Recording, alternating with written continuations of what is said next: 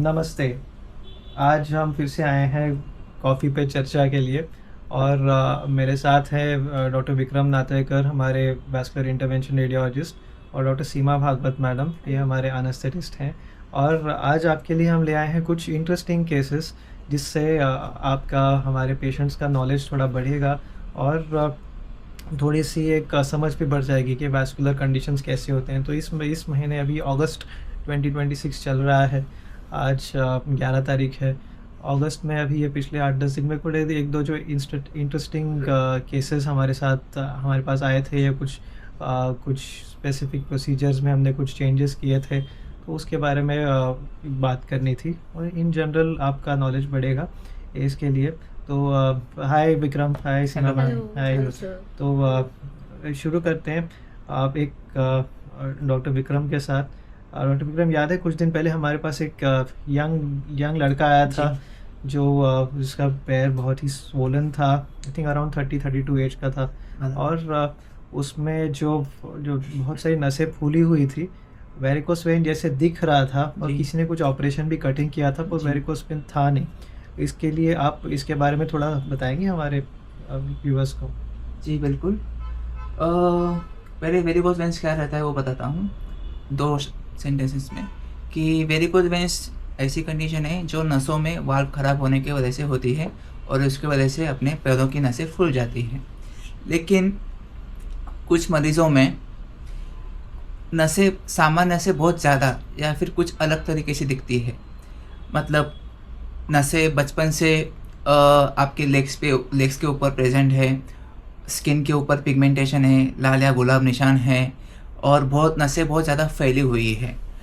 ऐसे कंडीशन को वेरिकोज़ वेन्स से डिफरेंशिएट करना काफ़ी इम्पोर्टेंट है, ताकि ट्रीटमेंट गाइडलाइंस दोनों में चेंज हो सकते हैं। जो कंडीशन के बारे में आपने बात की, जो यंग पेशेंट आया था अपने पास, वो उसको क्लिपल टेनोनॉइड सिंड्रोम नाम की कंडीशन थी। ये केटीएस जिसको बोलते हैं, ये एक डेवलपमेंटल वैस्कुलर डिसऑर्डर है, जिसमें नसों का जो फॉर्मेशन रहता है उसमें कुछ एब्नॉर्मलिटी रहती है। तो उसको वेरिकोज़ वेन्स से डिफरेंशिएट करना काफ़ी इंपॉर्टेंट रहता है।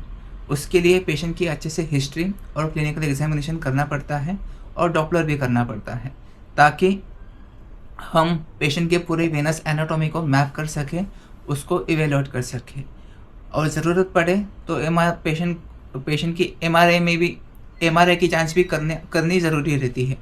तो एक बार डॉपलर किया, एक बार एमआरआई किया, तो हमें पता चलता है कि वेरिकोज़ वेन्स है या फिर केटीएस है। तो डॉक्टर विक्रम, फिर हिस्ट्री से हमें कैसे एक अच्छा आइडिया आ जाएगा? थोड़ा सा हमारे व्यूअर्स को बताएंगे कि जी। टिपिकली हिस्ट्री कैसे होगी इस पेशेंट की? टिपिकली पेशेंट हिस्ट्री ऐसी रहती है कि बचपन से नसें पैरों के ऊपर थी, या फिर बचपन से पैरों के ऊपर लाल या गुलाबी निशान था, जो जैसे जैसे उम्र बढ़ती गई वैसे वैसे वो निशान बढ़ते गया, और वैसे वैसे पिगमेंटेशन स्किन के ऊपर बढ़ते गया। और ऐसे पेशेंट्स में अभी जनरली ट्रीटमेंट का फर्स्ट प्लान ऑफ एक्शन क्या रहना चाहिए? यूजुअली ये डेवलपमेंटल डिसऑर्डर रहता है, तो पेशेंट को फर्स्ट लाइन ऑफ ट्रीटमेंट तो कंप्रेशर स्टॉकिंग से रहता है। लेकिन अगर पेशेंट को ब्लीडिंग वगैरह कुछ होती है, ज़्यादा मतलब रिस्की कंडीशन में अगर पेशेंट आ जाता है, तो उस पेशेंट में हम अल्ट्रासाउंड गाइडेड स्क्लेरोथेरेपी कर सकते हैं। अगर कहीं एक हाथ वेन का बल्जिंग वेन फट के ब्लीडिंग हुआ, तो ऐसे बस पेशेंट उसी को के हम लिए, हाँ। स्क्लेरोथेरेपी कर सकते हैं, यानी कि अच्छा। मतलब अल्ट्रासाउंड गाइडेंस हम एक इंजेक्शन देते हैं, स्क्लेरोजन एजेंट छोड़ते हैं, ताकि वो नसें बंद हो सके। और अभी जो पेशेंट आए थे, उनको बताया गया था कि ये जो आपकी नसें हैं, इनकी वजह से आपको क्लॉट होके हार्ट में जाके ज़रूर पल्मोनरी एम्बोलिज्म होना ही होना है। अवॉइड करना है तो पैर एम्पुटेट कर दीजिए। तो ऐसे ये आप किस हद तक इस सलाह से सहमत हैं? मैं सहमत नहीं हूँ। ऐसे एक्सट्रीम डिसीजंस की कुछ ज़रूरत रहती नहीं है। पेशेंट ने अगर कंप्रेशर स्टॉकिंग्स पहने तो ये कंडीशन मैनेज की जा सकती है, और जैसे जैसे अगर पेशेंट को कुछ तकलीफ़ होती है स्टेज स्क्लेरोथेरेपी हम कर सकते हैं। जैसे जैसे ज़रूरत पड़े वैसे हम स्क्लेरोथेरेपी से पेशेंट को मैनेज कर सकते हैं।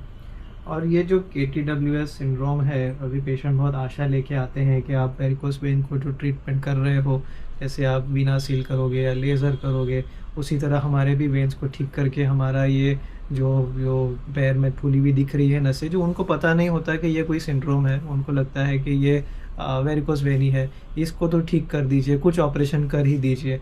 पर ऐसे पेशेंट्स को फिर आप क्या क्या समझाना चाहोगे कि अगर ऐसे कोई आया कि बताएगा कि हमें ठीक ही कर दीजिए, मुझे ये जैसे नॉर्मल था वैसे ही होना है, तो उसको क्या बताएं? पेशेंट को काउंसलिंग करना बहुत इम्पोर्टेंट है। पेशेंट को एक बीमारी क्या है, एक क्यों हुआ है, ये सब कुछ बताने की ज़रूरत है। पेशेंट को समझाना चाहिए ठीक तरीके से कि ऐसे ऐसे कंजर्वेटिवली सिम्टोमेटिक मैनेज की जा सकती है। जो भी evidence based treatment options available है वो सारे पेशेंट के सामने रखने चाहिए। बाकी पेशेंट के ऊपर है वो कौन से ट्रीटमेंट ऑप्शन को अपनाए। Great great great, thank you Vikram. आपने ये जो KTWS करके तकलीफ़ है, जो बहुत सारे डॉक्टर्स भी बराबर से इसको देखते ही पहचान नहीं पाते, क्योंकि उसमें वेरिकोस वेन के जैसा ही दिखता है और फिर वो अलग दिशा में ट्रीटमेंट चली जाती है। पर इस इम्पॉर्टेंट कंडीशन और इम्पॉर्टेंट डिफरेंशियल डायग्नोसिस पे आपने हमारे पेशेंट्स को काफ़ी जानकारी दी, इसके लिए धन्यवाद। और बहुत अच्छा लगा आपने बताया। तो ये एक और केस हमारे पास आई थी, काफ़ी इंटरेस्टिंग केस है, कोई डिफ़िकल्ट डायग्नोसिस ऐसे नहीं है, जो मैं बताना चाहूँगा कि वही एक पिछले हफ्ते 10 में हमारे पास एक पेशेंट आए थे, अराउंड 45-50 ईयर ओल्ड जेंटलमैन। उनकी हिस्ट्री ऐसे थी कि 6 महीने पहले उनका एक टो फ्रैक्चर हो गया था, पैर की उंगली में फ्रैक्चर हो गया था। और फ्रैक्चर होने के बाद में जो प्लास्टर लगाते हैं, तो प्लास्टर लगा के इमोबिलाइज़ किया था कि कहीं घर पे बैठ के आराम कर रहे थे। पर ये होने की वजह से उनके पैर में दर्द होने लगा, और कहीं पैर पे दर्द होता तो उन्होंने वाइफ को बता दिया कि मसाज कर दीजिए। तो मसाज करने के बाद में उनको कुछ देर के बाद में सांस लेने में तकलीफ़ होने लगी, और फिर उनको ICU ले जाया गया। और वहाँ पे पता चला कि वो जो पैर में प्लास्टर बांधा था, उसकी वजह से या किसी और कारण से एक कंडीशन होती है डीप वेन थ्रोम्बोसिस। ये डीप वेन थ्रोम्बोसिस पैर की नसों में क्लॉट बन गया था, जिसको मैकेनिकली जब प्रेस किया गया तो वो क्लॉट टूट के उनके सर्कुलेशन में, पल्मनरी सर्कुलेशन में, फेफड़ों के सर्कुलेशन में चला गया, जिसकी वजह से उनको एक लंग के अटैक जैसी सिचुएशन आ गई। तो इसके लिए फिर उनको ब्लड थिनर देने पड़े काफ़ी टाइम तक वगैरह। और इंटरेस्टिंग बात यह है कि हमारे पास आए थे जब उनका ब्लड थिनिंग ख़त्म हो गया था, और जब हमने डॉपलर किया तो उनका फ्रैक्चर तो हील हो ही गया था, पर साथ साथ उनके जो राइट पैर में जिसमें वो क्लॉट था, उसमें अभी क्लॉट चला गया। और स्कैन करते हुए हमने लेफ़्ट पैर भी चेक किया, पर लेफ़्ट पैर में बड़े बड़े फूली हुई नसें थी। तो ये राइट पैर में डीप वेन थ्रोम्बोसिस हुआ क्योंकि प्लास्टर बंधा हुआ था, पर और अभी उनके क्लॉट को तोड़ने की दवाई बंद करने का टाइम आ गया। पर जब भी हमने स्कैन किया तो राइट पैर तो अभी अच्छा था, पर लेफ़्ट पे फूली हुई नसें दिख रही थी, बहुत बड़ी बड़ी नसें। अभी होता क्या है कि अनट्रीटेड वेरिकोस वेन, जो नसें फूली हुई होती हैं, ये डीप वेन थ्रोम्बोसिस होने का एक नॉन रिस्क फैक्टर है। तो अभी इसमें क्या होता है कि अगर अभी इनको किसी कारण से already deep vein thrombosis, pulmonary embolism हो चुका, और क्लॉट तोड़ने की दवाई से वो ठीक हो गया, और जिसकी वजह से आप उनका लेफ्ट पैर भी प्रोटेक्टेड रहा था क्योंकि उसमें क्लॉट नहीं था।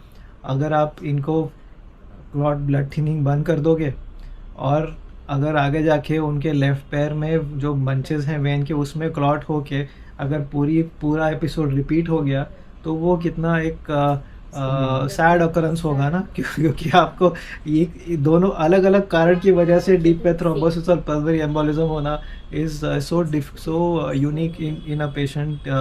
एंड वही चीज़ जो अवॉइड करने के लिए फिर हमने बोला था कि जब भी आपका ब्लड थिनर बंद हो जाए, we should plan and treat the left leg, क्योंकि वहाँ पे वैसे भी उनको स्वेलिंग और हैवीनेस वगैरह था ही, पर साथ साथ हमें ये सिचुएशन ज़िंदगी में फिर से कभी रिपीट नहीं करनी है।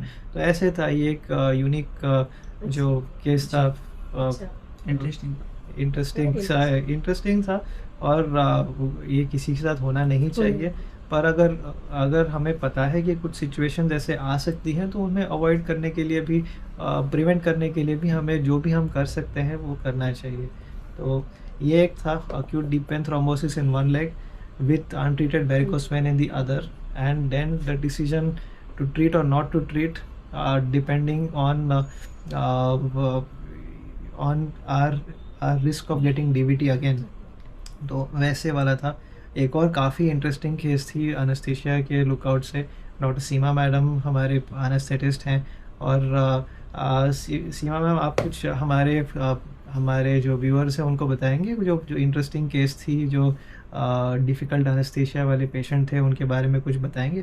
Sure sir. सबसे पहले मैं बताना चाहती हूँ सर कि जो जेंटलमैन थे हमारे पास ओपीडी में आए थे, he was 70-year-old and weight wise he was 100 plus, maybe around 110 kgs, with a history of diabetes, hypertension, tobacco chewing, along with alcohol, like he used to take daily more than 180 ml alcohol since many years, like, and he gave me the history of desaturation and putting him on the ventilator in ICU for a such minor procedure। का जो oxygen का मात्रा था blood में वो जो हम SpO2 बोलते हैं, everybody knows SpO2 nowadays because of the COVID, so that SpO2 was less, like that is called as desaturation। so इसका मतलब जो हमारे बॉडी में 90 to 100 के बीच में रहता है ऑक्सीजन रफली, उनके केस में जो जिन्हें हिस्ट्री ऑफ स्नोरिंग है, या हम हमारे टर्मिनोलॉजी में जिसे हम ऑब्स्ट्रक्टिव स्लीप अपनिया कहते हैं, तो वो ऐसा कंडीशन है जिसमें हमारा ऑक्सीजन का जो लेवल है वो कम होते जाता है बिकॉज ऑफ द स्नोरिंग। जो हमारा सांस की जो एरिया है, सांस लेते विंड पाइप, तो वो ब्लॉक हो जाता है जब हम सोते हैं। तो सोने के बाद फिर जो ऑक्सीजन हमारे ब्रेन को जाना चाहिए वो ब्रेन को नहीं जा पाता है। So there is something like called as carbon dioxide retention in your blood। so carbon dioxide ज़्यादा ब्लड में आने की वजह से पेशेंट दिन में बहुत ज़्यादा सोते हैं, रात में उनकी नींद कंप्लीट नहीं होती है खराटों की वजह से। एंड दिस ये जो ऑक्सीजन की मात्रा कम होना हमारे शरीर के लिए अच्छा नहीं है। इन द फॉर्म ऑफ हमें कभी भी स्ट्रोक आ सकता है या फिर हार्ट अटैक हो सकता है।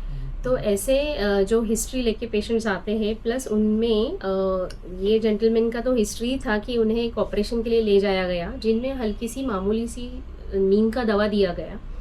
तो आफ्टर जो नींद का दवा देने के बाद उनका ऑक्सीजन लेवल गिरने लगा। तो इमरजेंसी में हॉस्पिटल में उनको एक इंट्यूबेशन बोलते हैं हम, जिसमें हम एक पाइप डाल के पेशेंट को एक वेंटिलेटर में डालते हैं, वेंटिलेटर पे सेट करते हैं, सो दैट उनको आर्टिफिशियली ऑक्सीजन दिया जाए मशीन में। तो उनको आईसीयू में ऑलमोस्ट 1 or 2 days रखा था। तो when we planned such gentleman for varicose vein ulcer treatment, so that day we decided to use something called as high frequency nasal oxygenation, जो हमें हमारे हॉस्पिटल में मिल गया था। तो what I thought of using that machine, शुरू से ही हम यूज़ करना चाहते थे, क्योंकि उनका जो सैचुरेशन था जो रूम एयर पे, इट वाज अराउंड 87-88। नॉर्मली कितना होता है? Normally sir it should be between 92 to 100 in a normal person. तो उनका ऑलमोस्ट 87-88 था।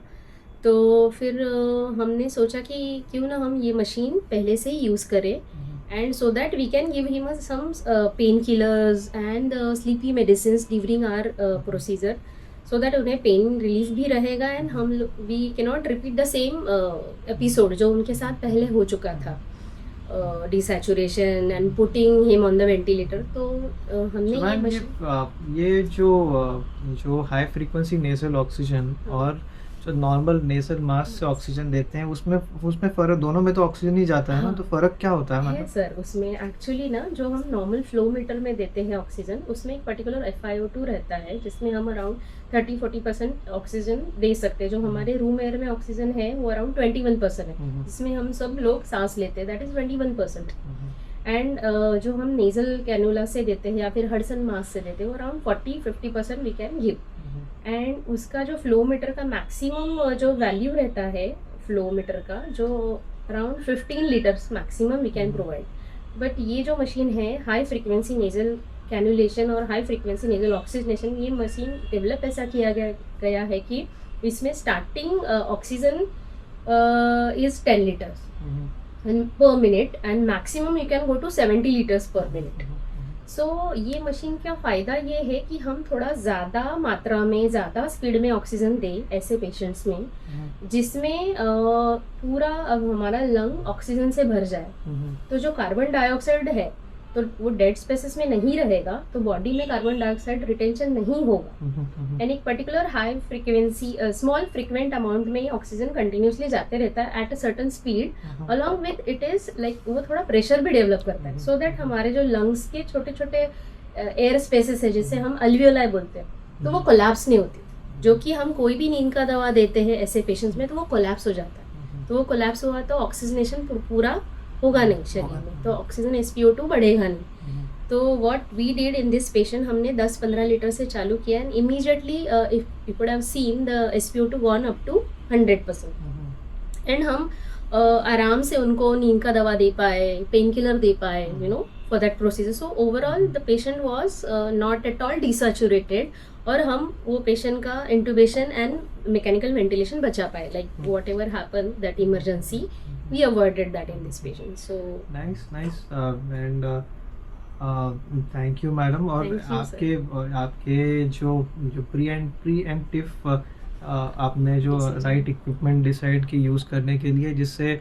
हमारे पेशेंट को भी एकदम कंफर्टेबली हम कर पाएँ, और एक एल्डरली हैवी वेट पेशेंट जिनको और भी इश्यूज़ हैं, इनको पैर पे ज़ख्म भी थी वैसे अंकल को, इनको तो इनका प्रोसीजर जो हम कर रहे थे तो वो एकदम स्ट्रेस फ्री हो गया.